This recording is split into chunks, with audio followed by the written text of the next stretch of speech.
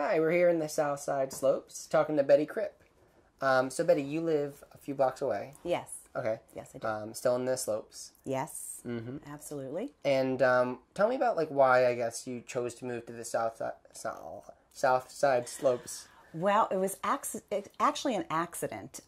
We lived in the suburbs for several years, and after our girls were on their own, I had grown up in Mount Washington, and I still had that city as part of me.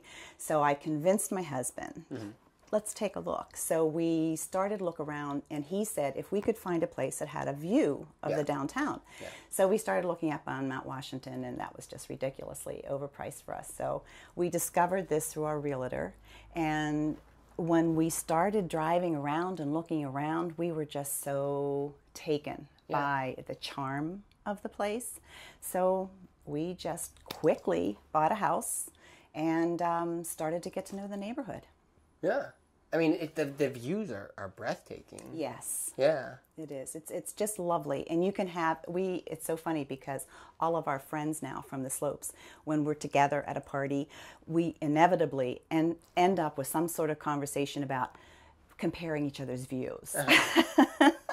Well, my view's really fabulous because I'm up here and I have the whole, the scope of the whole place.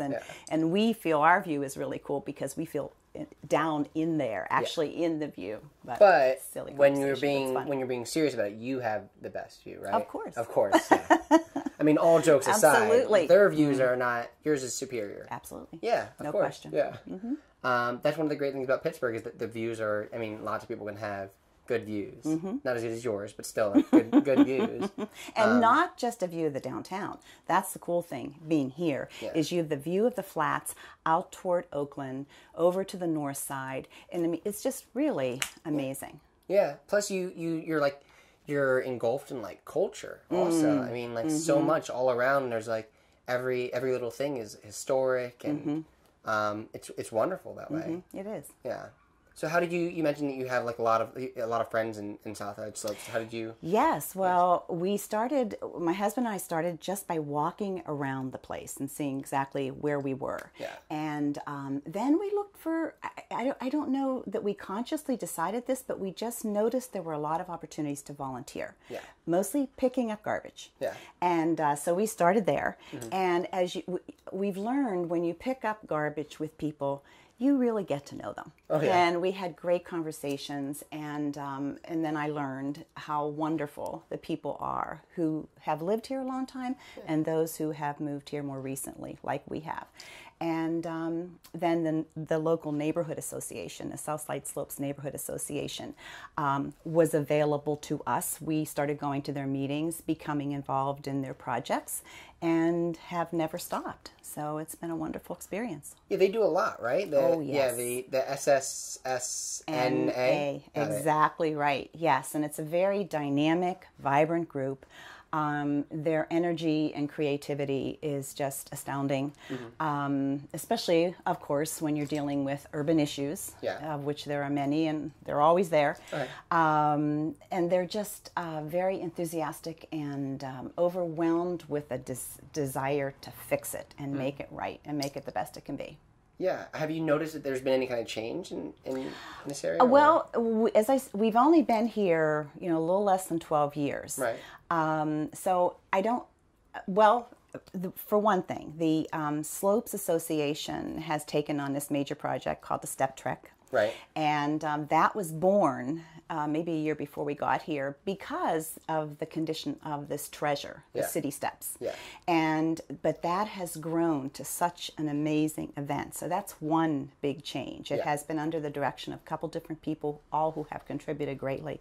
And that's a huge, huge thing.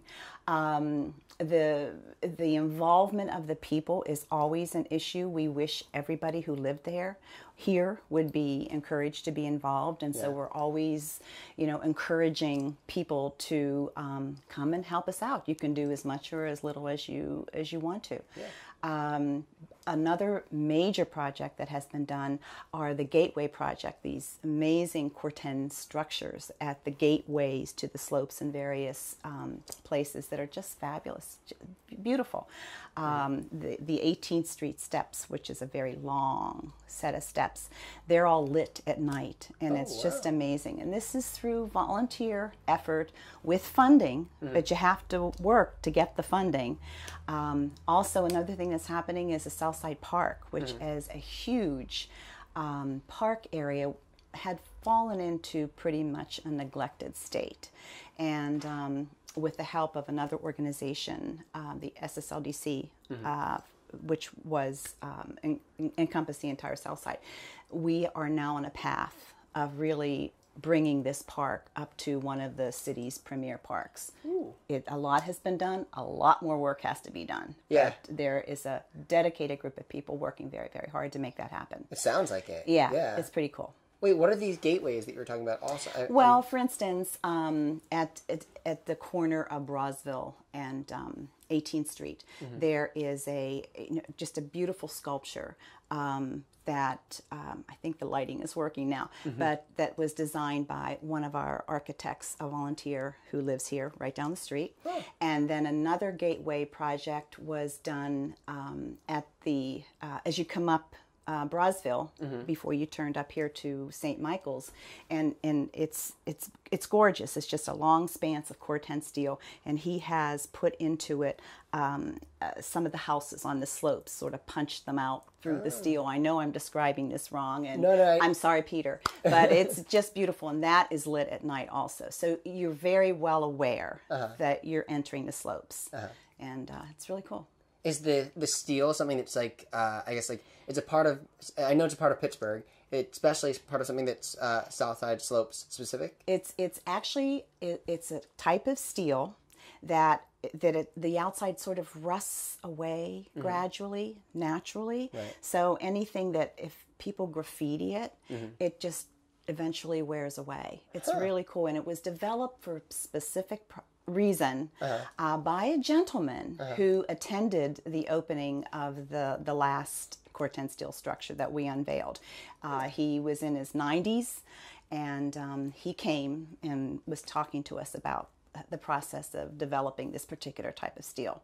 So it's very much a part of the Pittsburgh steel process, and a good material to use. It's the same. We have footbridges that take parts of the slopes at 15th Street and at 10th Street, and those were refurbished and lit with the help of the Slopes Association, and they also have corten steel. So if there's a bit of graffiti, it's kind of fun to watch it sort of gradually disappear. That's a great invention. Yeah. Not quite as fast as we'd like it, but it's still neat. And it's also really great to hear about like a community that's really like sticking together and getting things done. Absolutely. It's kind of rare, I think. Yes. Yeah. Well, I guess. I mean, it's the only thing I've known because I never had this total involvement until we moved here. But and I'm mentioning this much of all of the accomplishments that this organization has done, and for instance, we just had did a survey of the residents to find out the issues, and of course parking and trash, major issues. So now a subcommittee of the Slopes Association is working on a major project to really pull in as many the city resources as possible, plus our own creative thinking to really make a difference. Every city neighborhood grapples with this problem, but we would really like to come up with a solution that makes this area described as pristine. That's our goal, just pristine. Pristine, That's a good goal. So that's where we're heading with that. But there's always something going on. Oh yeah, it sounds like it. And in the respect for like the trails and the road, like the roads, I guess they're called, or paper roads or paper trails, or the steps. Yes, some of them are. That's an incredible amount of respect also, because I mean they're basically a part of the culture I mean, absolutely, absolutely. In fact, when I walk, they're great for exercise. Yeah. And when I walk them, I can almost visualize the workers with their lunch pails, trudging back up from the flats, from the industries where they work so hard all day, trudging up to their homes, because these homes were the workers' homes. Yeah. A lot of the managers and the wealthier people involved with Pittsburgh industry lived on the flats, and their homes are brick and bigger and fancier and more architecturally endowed. Yeah. And the homes up here are plainer. They've been described, I'm told, as being folk Victorian, which was a new term to me. But I can almost sense their presence and the history behind what has occurred here. And it's so wonderful to see how the neighborhood has not fallen into disrepair, that there's a vibrancy and energy to preserve it and to celebrate the history. Yeah, and there's definitely that, I mean, there is that, risk, especially because this is it's like a river town. I mean, like, it's river neighborhood, and it was like largely based on steel, but it's kept up so well. It has. And that's what's really amazing about it. This has been a really good interview, and I wish we can continue, but we got to keep 10 minutes. But yeah, okay. Thank you so much for coming by. Thank you, Matt. It was nice to meet you. It was nice to meet you.